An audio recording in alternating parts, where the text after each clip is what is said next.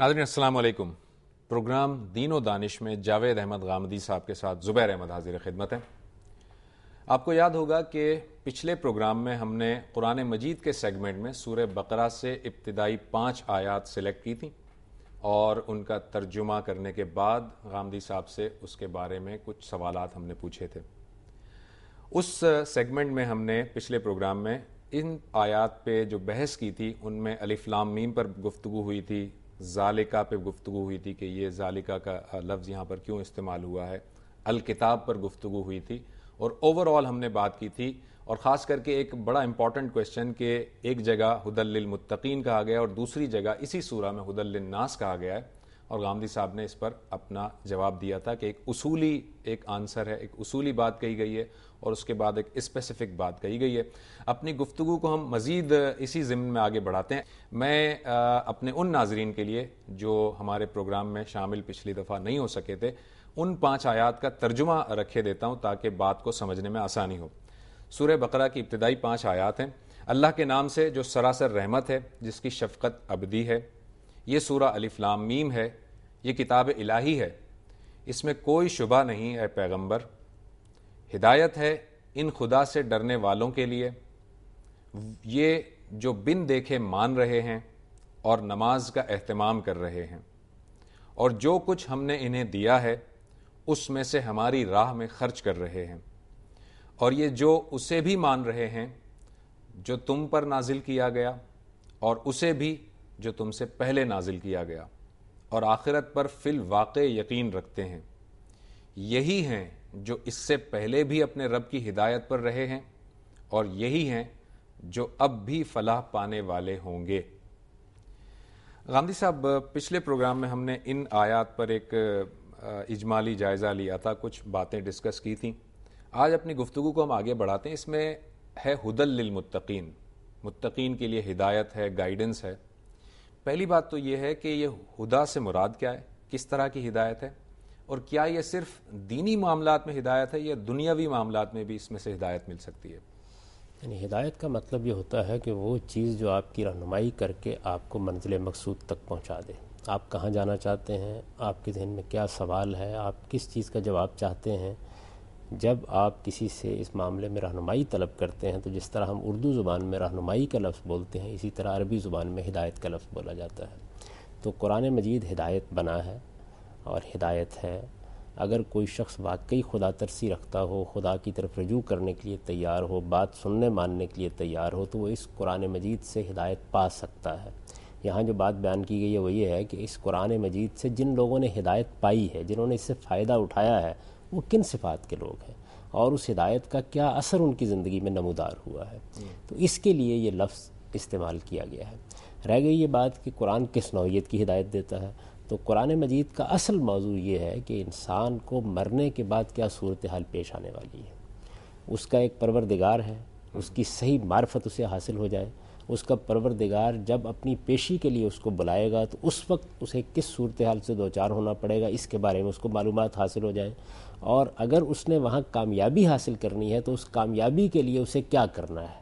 یہ قرآن مجید کا موضوع ہے۔ اس زندگی کے بعد والی زندگی کی کامیابی، اصلاً اس زندگی سے بعد والی زندگی کو قرآن مجید موضوع بنا کے گفتگو کرتا ہے۔ قرآن کی جو کچھ بھی ہدایت ہے، جو کچھ بھی رہنمائی ہے، جب ہم اسے اختیار کرتے ہیں تو اختیار اس دنیا کی زندگی میں کرتے ہیں، تو ظاہر ہے کہ اس کے اثرات اور اس کی روشنی پھر اس دنیا کی زندگی میں بھی پڑنا شروع ہو جاتی ہے۔ لیکن اصلاً اس کا موضوع یہ ہے کہ اللہ تعالیٰ نے یہ فیصلہ کیا ہے کہ وہ اپنی جنت کے لیے مکینوں کا انتخاب کرے گا۔ اس انتخاب کے لیے جو ضروری رہنمائی چاہیے وہ دے دی گئی ہے۔ یوں سمجھ لیجئے کہ آپ نے فیصلہ کیا کہ آپ ایک امتحان منعقد کر رہے ہیں، اس کے نتیجے میں آپ پاکستان کی سول سروسز کے لیے لوگوں کا انتخاب کر رہے ہیں۔ تو اب جو ہدایت کی کتاب ہونی چاہیے وہ ایسی ہونی چاہیے جو آپ کو یہ بتائے کہ آپ اس امتحان میں کیسے کامیاب ہوں گے۔ تو اللہ تعالیٰ نے دنیا میں جو امتحان برپا کر رکھا ہے، جس میں وہ جنت کے لیے مکینوں کا انتخاب کر رہا ہے، یعنی وہ کون لوگ ہوں گے جو یہ سرفرازی حاصل کریں گے کہ اللہ کی فردوس میں آباد ہو سکیں، ان لوگوں سے اللہ تعالیٰ کیا چاہتا ہے، اس امتحان میں کامیابی کیسے ہو سکتی ہے، اس کے لیے انہیں کیا تبدیلیاں اپنے اندر کرنی ہے، کیا ماننا ہے، کیا اختیار کرنا ہے، ان کے عقیدے میں کیا چیز آنی ہے، ان کے عمل میں کیا چیز آنی ہے، اس کو قرآن بیان کرتا ہے۔ قرآن کا اصل موضوع یہ ہے، باقی کوئی چیز ضمناً زیر بحث آ جائے تو آ جائے، ورنہ اصلاً وہ اسی چیز کو موضوع بناتا ہے۔ اور چونکہ یہ سوال آپ نے کیا ہے تو میں ایک اور پہلو کے بارے میں واضح کر دینا چاہتا ہوں۔ ہمارے ہاں ایک بڑی بدقسمتی اس وقت واقع ہوئی ہے، وہ یہ ہے کہ بہت سے لوگ ہیں وہ دنیا کو دین سے برآمد کرنا چاہتے ہیں، اور بہت سے لوگ وہ ہیں کہ جو دنیا سے دین کو برآمد کرنا چاہتے ہیں۔ یہ دونوں جو صورتحال ہے یہ ٹھیک نہیں ہے۔ دنیا کے بہت سے معاملات ہیں جس میں اللہ تعالیٰ نے ہم کو عقل دے رکھی ہوئی ہے، بصیرت دے رکھی ہوئی ہے، ہمیں اپنے علوم فنون اس سے اخذ کرنے چاہیے۔ اللہ تعالیٰ کی کتاب کا ایک خاص دائرہ ہے، اور اللہ کے پیغمبر کی ہدایت کا بھی ایک خاص دائرہ ہے، اس دائرے میں ہمیں اس سے ہدایت حاصل کرنی چاہیے۔ ٹھیک، لیکن آپ نے یہ جو ابھی ضمناً جو بات کی، اس سے ایک اور ذہن میں ایک سوال آتا ہے غامدی صاحب، وہ یہ کہ اب چونکہ آپ نے کہا کہ اصلاً تو اس کا موضوع جو ہے وہ دوسری جو زندگی ہے اس کے اندر انسان کیسے کامیاب ہو سکتا ہے، اس پر یہ فوکس کرتا ہے قرآن مجید۔ اب دنیاوی معاملات جو ہیں وہ ظاہر ہے کہ 1400 سال پہلے کی کتاب نازل ہوئی، اب اتنی صدیاں گزر گئیں اور پتہ نہیں کتنی صدیاں انسان دیکھے گا، تو یہ دنیا کے اندر جو تمدن، ثقافت، سائنس، ٹیکنالوجی، اس میں تبدیلی آ رہی ہے، تو بہت سارے ہمارے درمیان ایسے معاملات بھی پیش آ جاتے ہیں جو ہوتے تو اصلاً دنیا کی چیزیں ہیں، لیکن جب ان پہ ہم عمل کرنا چاہتے ہیں تو کہیں نہ کہیں دین کے کوئی چیز جو ہے وہ ہماری راہ میں آتی ہے کہ یہ ایسا کرنا بھی چاہیے یا نہیں کرنا چاہیے، اور اس سلسلے میں جب ہم قرآن سے رجوع کرتے ہیں تو قرآن میں اس طرح کی رہنمائی نہیں ہوتی، پھر وہ کیسے ہم اس کے ہدایت لے سکتے ہیں؟ دیکھیں نا، قرآن کا موضوع تو یہ ہے کہ وہ آپ کا تزکیہ اور آپ کی تطہیر کرنا چاہتا ہے۔ ٹھیک، یعنی اس نے جو امتحان برپا کر رکھا ہوا ہے اس دنیا میں کامیابی کے لیے، اس امتحان میں کامیاب ہونے کے لیے وہ یہ کہتا ہے کہ آپ کو اپنے آپ کو پاکیزہ بنانا ہے۔ اس کے لیے قرآن کی اصطلاحیں ہیں تزکیہ اور تطہیر۔ تزکیہ اور تطہیر یہی انبیاء علیہم السلام کے آنے کا مقصد ہے، یہی کتابوں کے نزول کا مقصد ہے کہ انسان کو پاکیزگی سکھائی جائے۔ اب یہ پاکیزگی کن کن پہلوؤں سے ہے؟ بدن کی پاکیزگی ہے، آپ کے خور و نوش کی پاکیزگی ہے، اور آپ کے اخلاق کی پاکیزگی ہے۔ اس کے بعد جو کچھ ہوتا ہے وہ یہ ہوتا ہے کہ اس پاکیزگی کو نشو و نما دینے کے لیے آپ اللہ کے ساتھ اپنا تعلق زیادہ سے زیادہ بڑھائیں، اس کے لیے ہم عبادات کرتے ہیں۔ تو ہمیں اپنی اخلاق کی پاکیزگی سے زیادہ تر دوچار ہونا پڑتا ہے جب دنیا کے معاملات آتے ہیں۔ اس کے لیے قرآن مجید نے نہایت واضح اصول بتا دیے ہیں جن کا اطلاق ہر صورتحال پر کیا جا سکتا ہے۔ مثال کے طور پر وہ کیا چیزیں ہیں جو حرام ہیں، ان کی ایک پوری فہرست قرآن مجید نے سورہ اعراف میں بیان کر دی ہے، اور اس حصر کے ساتھ بیان کر دی ہے کہ یہی چیزیں ہم نے حرام کی ہیں، اس کے علاوہ کوئی چیز حرام نہیں کی۔ اچھا، جو مطالبات قرآن کرنا چاہتا ہے وہ بھی بڑی وضاحت کے ساتھ بیان کر دیے ہیں۔ اب اس میں کوئی اگر مسئلہ پیش آئے گا تو زیادہ سے زیادہ اپلیکیشن اور اطلاق کا مسئلہ پیش آئے گا، اور اس کے لیے انسان کو اللہ نے بڑی عقل دے رکھی ہے، جو نئی صورتحال پیدا ہوگی اس میں ہم اطلاق کر لیں گے۔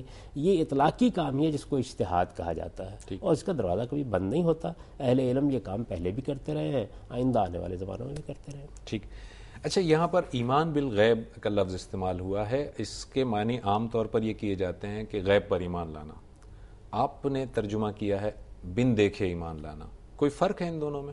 جی، فرق واقع ہو جاتا ہے۔ اس کی وجہ یہ ہے کہ اصل میں ایمان بالغیب میں جو یہ بے ہے یہ ظرفیت کی بے ہے۔ اس کا مطلب یہ ہے کہ انسان کو غیب میں ڈال دیا گیا ہے، یعنی ایسا نہیں ہے کہ اللہ تعالیٰ کا جو عالم ہے جس کو ملائے اعلیٰ کہا جاتا ہے، اللہ تعالیٰ کے فرشتے، کائنات کا تکوینی نظام کس طرح چل رہا ہے، اس کو ہم دیکھ سکتے ہیں۔ ہم اصل میں غیب میں پڑے ہوئے ہیں۔